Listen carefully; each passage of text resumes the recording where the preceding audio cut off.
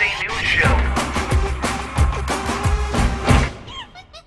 Sup, nation? It is Monday. My name is Philip DeFranco, and this is where I talk about news, top stuff, and things that matter to me today. And quickie update, the Stormy Love tee that I wore last week, seen here, is available for men and women for the next 24 hours or until it sells out, so I put the link to that down below. Get it while you can, but let's jump into the first story of the day. And nation, I want to talk about Miss Farrah Abraham. Now, if that name does not sound familiar to you, congratulations. We could probably be friends in real life. If you do know who that is right offhand, we can't be friends, but we can totally watch trashy TV together, and I'll talk shit behind your back, and you'll talk shit behind mine. You know, it's like almost friendship. The main point, Farrah is a star, I use this word very loosely, of Teen Mom. That's of course the MTV show where they take just teenagers you hate, and then by the end of the season their lives were destroyed, and then the next thing you know they're mugshots on TMZ. Although Farrah Abraham's a different situation because she realized she had to capitalize. She got some plastic surgery. Then news broke about a month ago because James Dean was like, yeah, I shot a porn with her. And then Farrah got really angry because they were gonna pose this whole like it was supposed to be a private tape, but then it leaked. And it wasn't that. We actively looked for a porn star to have sex with me in my butt for money. But those worries seem probably silly now because according to sources, Vivid bought the tape for a high six figures, almost $1 million. Reportedly, the sex tape is 70 minutes long and will be called Farrah Superstar Backdoor Teen Mom. Almost $1 million.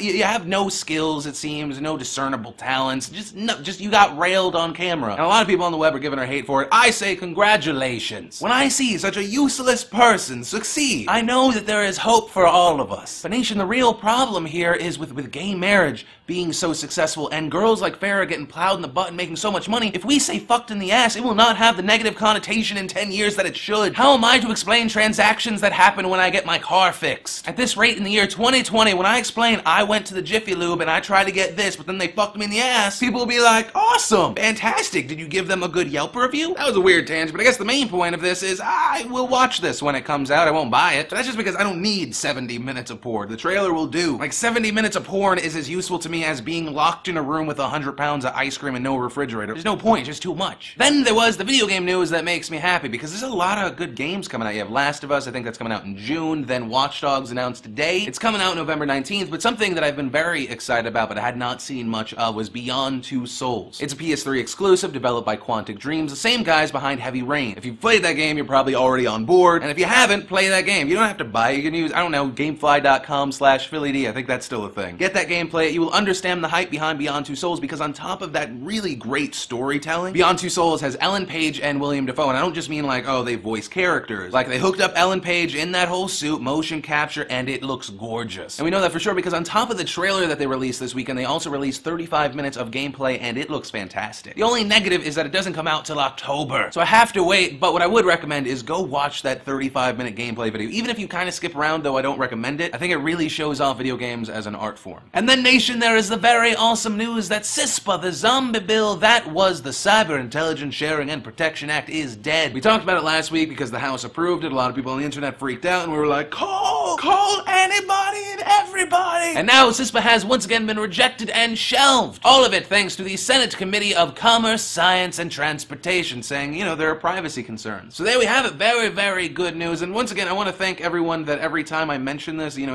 you actually do take part. A lot of the ways these bills and laws can get through is just battle fatigue. You hear about it over and over and over, and really at the end of the day, they only have to win one time. And I think that pretty much stands for most negative things in life. It really just takes one time. And the nation, I never really talk about sports news, but I have to talk about Tim Tebow. Poor little Tim Tebow. There was so much promise in college, and then he got to the NFL, and he actually got a chance with the Denver Broncos, and they were winning. Although, I think kind of in spite of Tim Tebow, not because of him. And then my New York Jets were like, we'll take him, because the Jets have like a policy, they'll take anyone for one season. They're kind of like the NBC of the NFL. And then today we learned that the New York Jets have now just released Tim Tebow, cut him from the team. And I just feel bad for him because in the press release, it kind of like seems like the New York Jets are breaking up with a girlfriend. Like if you just change the tenses and a few of the we's to I's and stuff, it really does. I have a great deal of respect for you, Tim. It's just things aren't working out the way we hoped. And it's not you. You're an extremely hard worker. I mean, just look at you. Look at what shape you're in. But there's not really an us. But I I wish you the best, Tim. And then to, of course, solidify the breakup and make sure the news was for realsies, the New York Jets and Tim Tebow stopped following each other on Twitter. And it's expected for Tim Tebow to change his Facebook relationship status to "It's complicated." And all jokes aside, like, I do feel bad. It was kind of like when you know that one girl that you kind of like goes and, like, hangs out with your buddy that you know is just, like, an asshole. And you're just watching from the sidelines and you're like, maybe it'll be different this time. And I do wish Tim Tebow the best. You can say whatever about him on the football field. He's, like, honest to God, a fantastic human being. And then there was actually other big sports news because 34-year-old Jason Collins came out of the closet. He's a center in the NBA, and as far as I know, he's the first openly gay NBA player ever. And very awesomely, a lot of people were accepting. Even the NBA releasing a statement over Twitter, as Adam Silver and I said to Jason, "We have known the Collins family since Jason and Jaren joined the NBA in 2001, and they've been exemplary members of the NBA family. Jason has been a widely respected player and teammate throughout his career, and we are proud he has assumed the leadership mantle on this very important issue. Hashtag NBA family." Vlad also issued a statement in support and an ad that says, "I'm a 34-year-old NBA center, I'm black,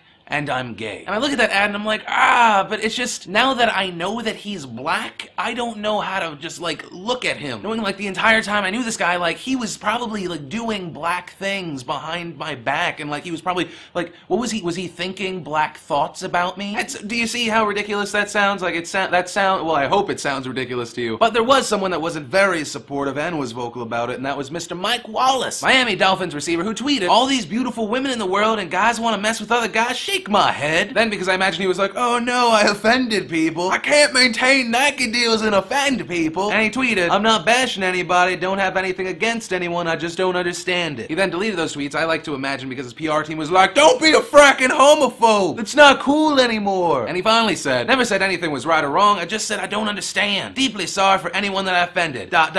especially if it's the beautiful people at Nike and Gatorade." I just love homophobic sports players because, like, they're all, like, macho and trying to be the man of the man. But as soon as they realize they're in trouble, they shut up and suck that apology dick like none other. Making sure they tickle the balls, too, so they don't lose that Nike money. But also, idiotic statements like this show why it's such a big deal people like Jason Collins can come out. It's not my place, and there's no reason I should try and understand why a gay man is a gay man. I just know that if two consenting adults are doing something and it doesn't hurt or inconvenience anyone else, I should probably just mind my own damn business. I just really look forward to the day where this isn't news anymore, and one day it will happen. But nation, that's really everything I wanted to talk about. Brings us to the question of the day. How much would you charge to make a homemade porn if you knew that, like, millions of people would see it? Including your mother, father, really just anyone who you respect. Remember to possibly be pelted with $50 worth of stuff from FullHumanPeoples.com. Leave a comment down below, join the conversation, maybe hit the like button, favorite while you're at it. Also, thanks to the sponsor of today's show, Netflix.com/PhillyD. You use that URL, you get a free month of instant streaming movies to most any device. But, of course, as always, my name is Philip DeFranco. You've just been filled in. I love your faces, and I'll see you tomorrow.